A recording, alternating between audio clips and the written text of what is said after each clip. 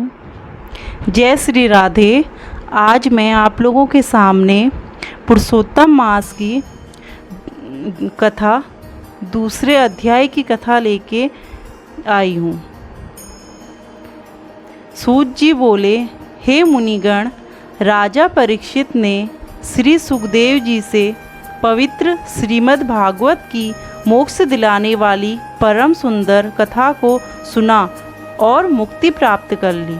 उसी कथा का श्रवण कर मैं यहाँ आप लोगों के निकट आया हूँ।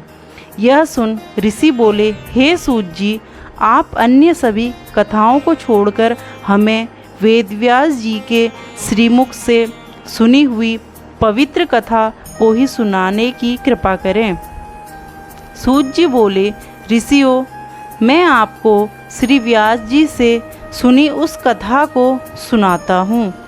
एक समय श्री नारद जी भगवान नारायण के निवास स्थल पर जा पहुँचे। नारद जी ने भगवान नारायण को साष्टांग दंडवत कर देवों के देव नारायण श्री नारायण की हाथ जोड़कर स्तुति की और कहा, हे देवादिदेव, जगत के स्वामी, कृपा सिंधु, सरितपते, आप सत्यव्रती हो।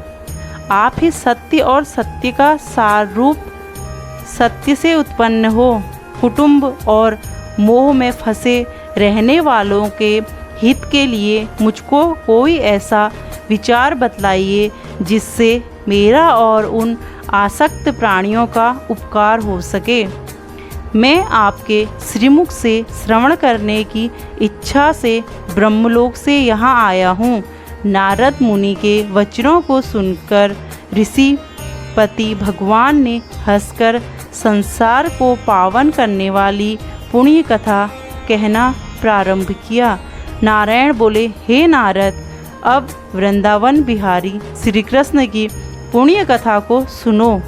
मैं तुम्हें भगवान पुरुषोत्तम का अत्यंत अद्भुत महात्म्य सुनाना चाहता हूँ। इसके श्रवण करने से यश, कीर्ति, पुत्र एवं मोक्ष की प्राप्ति होती है।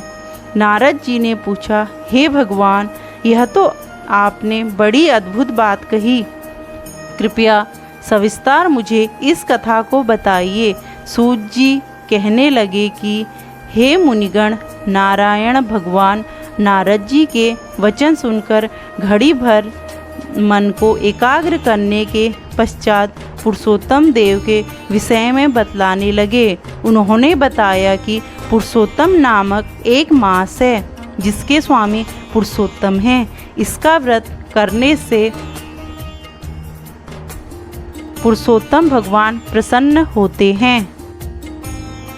नारद जी बोले, मैंने स्वामियों सहित चैत्रादि मासों के महात्म्यों को सुना है, किंतु हे प्रभु, यह पुरुषोत्तम मास कभी नहीं सुना। जो इसे कृपया मुझे यह बतलाइए कि यह पुरुषोत्तम मास क्या है। हे स्वामी, आप कृपया कर ऐसी कथा सुनाइए जिसके श्रवण पाठ और आवरण करने से रोग, शोक और दोष आदि से मुक्त हुआ जा सके। सूत जी कहने लगे, नारद जी के इस प्रकार वचन सुनकर नारायण मधुर स्वर में बोले, श्री बृहद नारदीय पुरुषोत्तम मास महात्म्य दूसरा अध्याय समाप्त।